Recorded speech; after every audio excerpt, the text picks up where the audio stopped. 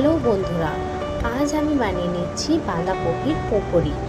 তো প্রথমে বাঁধাকপিগুলোকে কেটে নিয়েছি আর কেটে নিয়েছি লম্বা করে পেঁয়াজ লঙ্কা।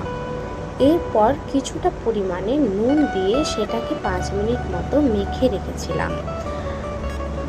তারপর দিয়ে দিলাম হলুদ গুঁড়ো, লঙ্কার গুঁড়ো আর সামান্য পরিমাণে কালো জিরে দিলে টেস্টটা বেশ ভালোই আসে। এরপর দিয়ে দিলাম 2 চামচ মতো কর্নফ্লাওয়ার।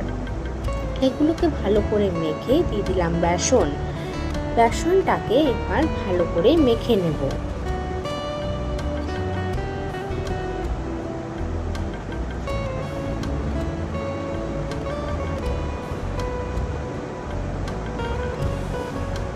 দেখো বেসন মাখা হয়ে গেছে। এরপর কড়াইয়ে তেল ভালো করে গরম করে পকোড়িগুলো এক একটা করে নিয়ে লাল করে উল্টে পাল্টে ভেজে নেব।